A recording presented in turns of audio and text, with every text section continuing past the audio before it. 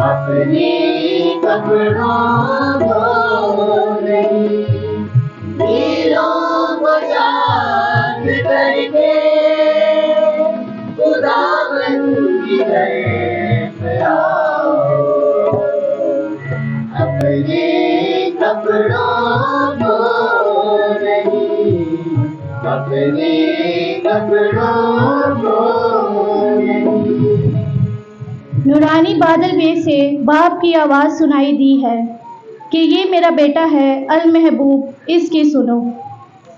اپنے کپڑوں کو نہیں، اپنے کپڑوں کو نہیں، دلوں کو شاد کر کے خداوند کی طرف آؤ، اپنے کپڑوں کو نہیں، اپنے کپڑوں کو نہیں۔ خداوند آپ سب کے ساتھ ہو۔ آپ کے ساتھ ہی ہو۔ آج کی خوشخبری مقدس مرکز کے مطابق اس کا نواں باب پہلی 9 آیات۔ اس وقت یسوع نے پطرس اور یعقوب اور یوحنا کو ساتھ لیا، انہوں نے ایک اونچے پہاڑ پر علیحدگی میں لے گیا، اور ان کے سامنے اس کی صورت بدل گئی، اور اس کی پوشاک ایسی درخشاں اور نہایت سفید ہو گئی کہ دنیا میں کوئی کسار ویسی نہیں کر سکتا، اور الیاس موسیٰ کے ساتھ انہیں دکھائی دیا، اور وہ یسوع کے ساتھ باتیں کرتے تھے۔ اور پطرس نے یسوع سے مخاطب ہو کر کہا، ربی، ہمارا یہاں رہنا اچھا ہے، اس لیے کہ ہم 3 ڈیرے بنائیں، ایک تیرے لیے، ایک موسیٰ کے لیے، ایک الیاس کے لیے، کیونکہ وہ جانتا نہ تھا کہ کیا کہتا ہے، اس لیے کہ وہ بہت ڈر گئے تھے۔ تب ایک بادل نے ان پر سایہ کر لیا، اور اس بادل میں سے آواز آئی کہ یہ میرا بیٹا ہے المحبوب، اس کی سنو۔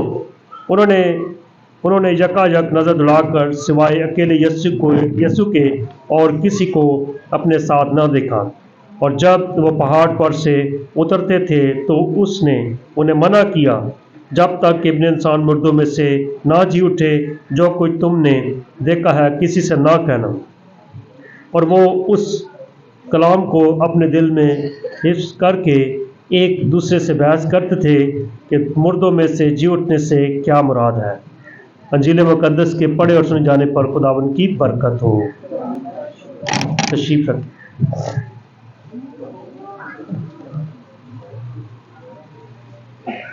مسیح خدا میں روزوں کے دوران دوسرے اتوار کی عبادت کا حصہ بننے کے لیے ہم سب یہاں پر موجود ہیں، اور آج کی تلاوتیں ہماری زندگی سے کوئی چیلنج رکھتی ہیں۔ آج کی پہلی تلاوت کو بغور پڑھیں تو ایک بہت بڑی بات، بہت گہری بات بھی کی گئی ہے کہ اس میں کس طرح بہت بڑی قربانی کی بات بھی کی گئی ہے، جس میں ہم دیکھتے ہیں کہ خدا کے لوگوں سے قربانی طلب کی جاتی ہے کہ کس طرح وہ اپنی زندگی میں قربانی دیتے ہوئے آگے بڑھ سکتے ہیں۔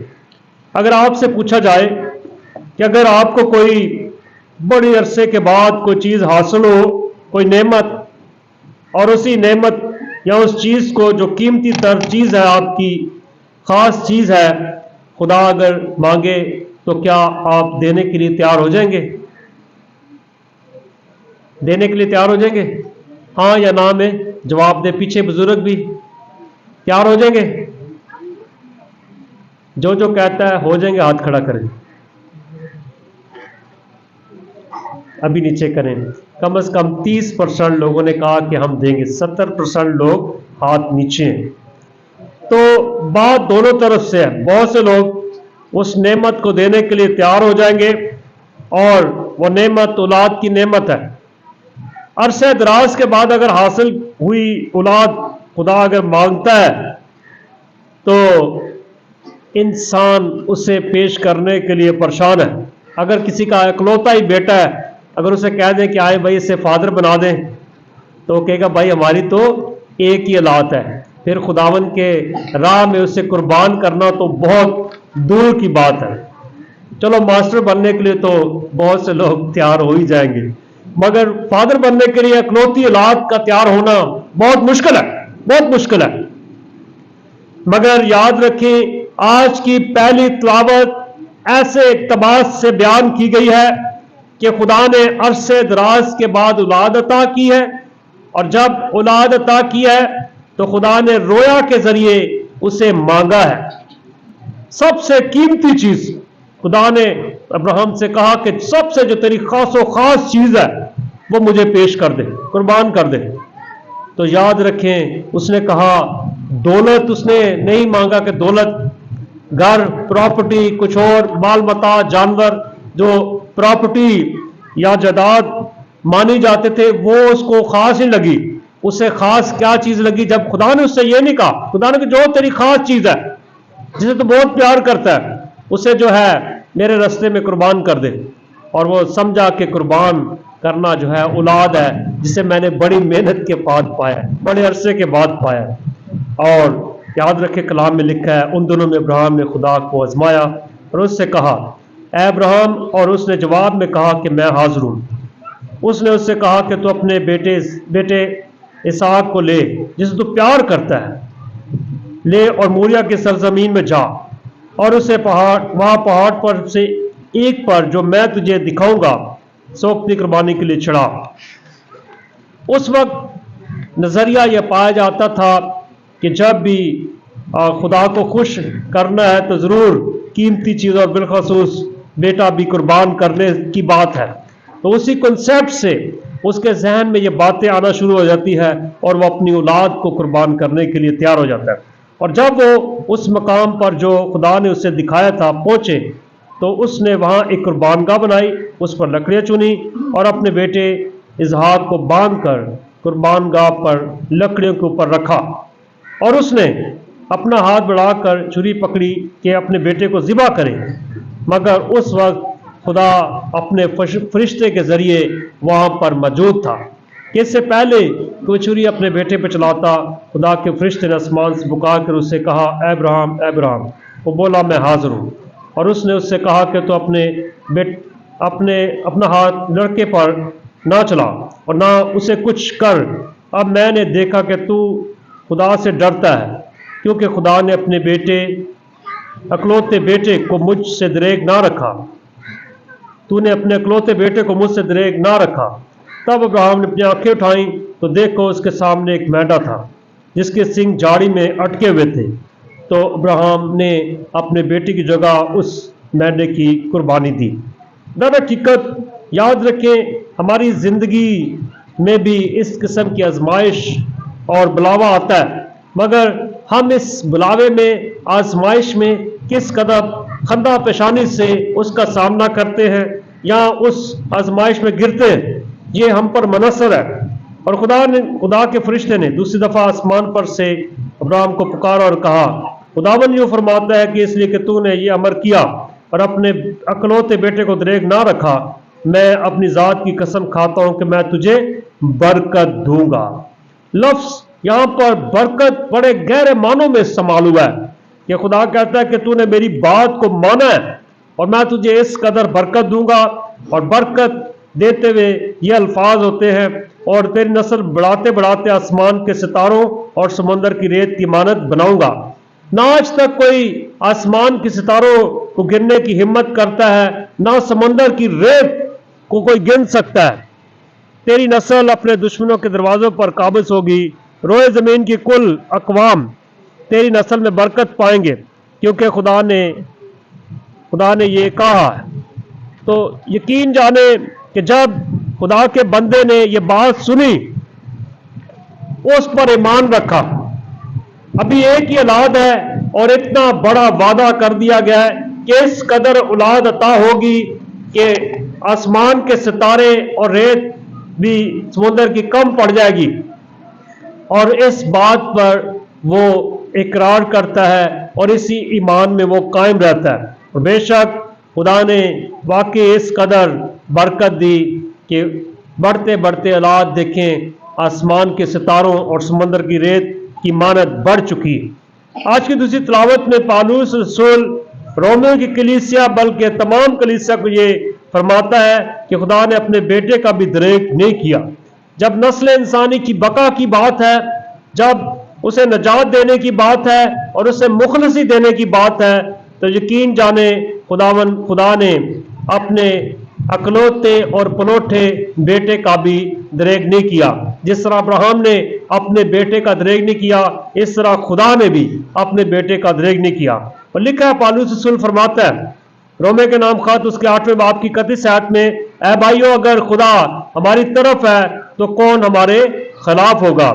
जिसने अपने बेटे को भी दरेक नहीं किया बल्कि इसे हम सब के बदले में हवाले कर दिया, तो वो इसके साथ सब चीजें भी हमें क्यों करना बख्शेगा। खुदा के बरगजीदे पर कौन दावा करेगा। खुदा इस दाकत सादक ठहराता है क्योंकि मुजरम ठहराएगा। मसीह यसु ही है जो मर गया बल्कि जी उठा और खुदा की दाहिनी तरफ है, और वही हमें शफात भी करता है। आज के दिन इस बात पर पौलुस रसूल बड़े अच्छे तरीके से वजाहत करता है कि किस तरह खुदा ने अपने बेटे का भी दरेक नहीं किया और इंसानियत की बका के लिए, इंसानियत की हयात के लिए उसे कुर्बान किया। आज के दिन अंजीली इक्तबास में एक बहुत बड़ा वाकया पाया जाता है, और बहुत बड़ा वाकया किसी को याद है जब अंजील मुकद्दस पढ़ी गई, क्या है, क्या वाकया है? यसु की तब्दीली सूरत।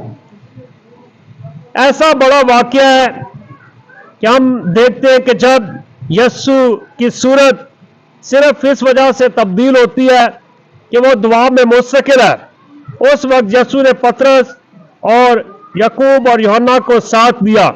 अंजील मुकद्दस में मुतअद्दिद दफा जब भी यसु कोई बड़ा वाकया करता है, 3 शागिर्दों का होना लाजमी है, पतरस, यकूब और यूहन्ना।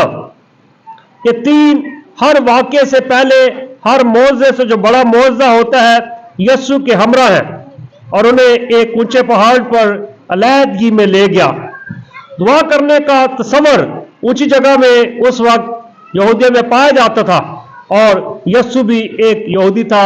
उसने भी बड़ी ऊंची जगह पर जाकर दुआ करने का इरादा किया और अपने 3 शागिर्दों को अपने हमरा ले गया, पतरस, यकूब और यूहन्ना। जब वो अलहदगी में दुआ कर रहे थे तो उनके सामने उसकी सूरत क्या हो जाती है? बदल जाती है। अब बात यहां खत्म नहीं होती, बात आगे बढ़ती है। इस बात पर गौर करें कि जब भी इंसान रूहानियत में आगे बढ़ता है तो सबसे पहला जो बदलाव या तब्दीली का सिलसिला होता है, जब रूहानी तौर पर इंसान जिंदगी गुजारना शुरू करता है तो उसके चेहरे पर असरअंदाज होता है कि इंसान का चेहरा नूरानी हो जाता है, इंसान के चेहरे से नूर झलकता है। और इसी तरह यसु के साथ भी हुआ। जब वो दुआ में इस कदर आगे बढ़ गया तो याद रखें, क्योंकि हम जब दुआ करते यकीनी तौर पर यसर हमारी जिंदगी में भी नजर आता है, मगर उस कदूसियत और उस मुबारक मंजर को देखें जब वो अपने बाप आसमानी के साथ बात कर रहा है तो उसकी सूरत किस कदर जलाली और पुर जलाल हुई। और कहा जाता है कि उसकी पोशाक ऐसी दरख्शा और नहायत सफेद हो गई कि कोई भी दुनिया का कसार, कोई भी धोबी उसको साफ धोकर इस तरह जो है साफ सुथरा नहीं कर सकता, क्योंकि दर हकीकत वो नूर जो खुदा के साथ बात करने में इंसान को हासिल होता है वो दुनिया में और कोई नहीं, और ना इस किस्म की सफेदी कोई दूसरा ही कर सकता है। इसलिए कहा गया कि आज तक किसी ने इस किस्म की पुरजलाली मंजर को और इस दरख्शा मंजर को किसी और ने किसी और जगह नहीं देखा। और उसके साथ 2 बड़ी शख्सियत अलियास मूसा के साथ उन्हें दिखाई देता है, और वो यसु के साथ बातें करते थे। अब बात यह है कि पुराने अहदनामे की 2 बड़ी शख्सियत अलियास और मूसा वहां पर क्यों मौजूद है? अलियास की मौजूदगी अंबिया की नुमाइंदगी के तौर पर वहां पर मौजूद है। खुदा के जितने भी अंबिया हैं उनकी नुमाइंदगी करते हुए वहां पर इलियास मौजूद है। अब बात है कि मूसा उधर क्यों मौजूद है। मूसा की इस बड़े वाकये में मौजूदगी शरीयत की नुमाइंदगी है।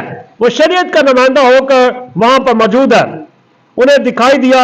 और इस बड़े मंजर में दो बड़ी शख्सियत का होना इस मंजर को फजल से पुर फजल की तरफ लेके जाता है कि किस तरह पुर जलाली मंजर है जब यीशु का चेहरा खुदा से बात करते हुए, याद रखे, बदल जाता है।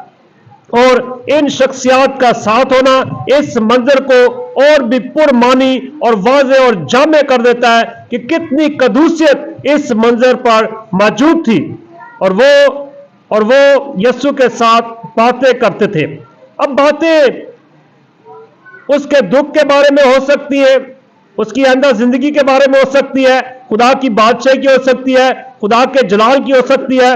और पतरस ने यीशु से मुखातब होकर कहा, पतरस की शख्सियत, याद रखे, जज्बाती है। जब भी कोई बात होती है उसमें वो पहल करता है और पहल करने में ताखीर नहीं करता। चाहे किसी का कान उड़ाने की बात हो, चाहे दीगर बातों हो, उसमें जज्बाती फैसला वो कर बैठता है। और पतरस ने यहां पर भी उसी जज्बात से कहा, और इस जज्बाती बात को वो समझा नहीं है। जो उनके साथ वकू पजीर हुआ है, जो मंजर उनके साथ हुआ है, वो समझ नहीं सका कि क्या है। पतरस ने यीशु से मुखातब होकर कहा, रब्बी, यानी ए उस्ताद, हमारा यहां रहना अच्छा है। क्यों अच्छा है? क्योंकि आज तक उसने यह मंजर देखा ही नहीं है कि इतना पुरजलाली मंजर, जब बात के साथ बात की जा रही है और उस मंजर में कदूसियत उन्हें नजर आ रही है। और फिर वो कहता है, इसलिए हम 3 डेरे यहां पर बनाएंगे, 3 घर बनाएंगे, और एक तेरे लिए, एक मूसा के लिए और एक इलियास के लिए। याद रखे, यह जज्बाती बात जो पतरस ने की, जानता ना था कि क्या करता है, क्योंकि खुदा तो इससे भी बढ़कर उसे जलाल दिखाना चाहता था, इस मंजर से बड़ा भी उसे वाकया दिखाना चाहता था। दर हकीकत पतरस जो इस मंजर को फ्रीज करना चाहता है, इसे खोना नहीं चाहता, इसे भेजना नहीं चाहता आगे, वो चाहता मंजर यहीं रुका रहे, क्योंकि वो जानता ना था कि क्या कहता है, इसलिए कि वो बहुत डर गए थे। तमाम बातें जो कोई भी उन्होंने कही, पतरस ने, जज्बाती बातें थी और डर और घबराहट की वजह से बातें ये सब की सब जो की गई, बयान की गई है। पतरस ने डर के बारे ये तमाम बातें की। तब एक बादल ने उन पर साया कर लिया और उस बादल में से आवाज आई कि ये मेरा बेटा है अल महबूब, इसकी सुनो। सबसे पहले बाप ने खुद इकरार किया कि ये मेरा बेटा है, और ये आवाज किसी और मंजर में भी आई है। कोई बता सकता है? यीशु के बपतिस्मा के वक्त जब यीशु बपतिस्मा लेता है तो फिर भी खुदा अपने बेटे की जिंदगी से खुश है, उसकी वफादारी से, उसकी ताबेदारी से, उसकी वाबस्तगी से, उसकी मोहब्बत से खुश होकर बाप आसमान से यह आवाज लगाता है कि ये मेरा बेटा है अल महबूब, इसकी सुनो। और आज भी बाप उससे बेपनाह खुश है, और उसके खुश होने की वजह जानते भी हैं कि वो नस्ल इंसानी के लिए अपनी जान का नजराना पेश करने को है। ये मेरा बेटा है अल महबूब, इसकी सुनो। याद रखे, हम उसके बेटे होने का इकरार करते हैं और इस बात को भी तस्लीम करते हैं कि दर हकीकत वो बाप का प्यारा है। अब हम पर मुनस्सर है जो इस हवाले में बात की गई कि उसकी सुनो, हमें इस पर गौर करना है बड़े वाज़े और जामे तौर पर कि हम उसकी बात को सुनते हैं कि नहीं सुनते। अगर हम यीशु की बात को सुन लेते हैं तो दर हकीकत हम उसके बेटे और बेटियां बनते हैं।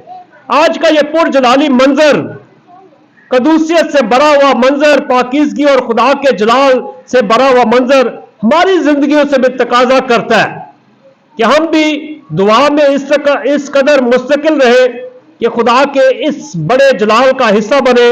हम सब के लिए भी बाप कह सके कि ये मेरा प्यारा बेटा है, ये मेरी प्यारी बेटी है जिससे मैं खुश हूं।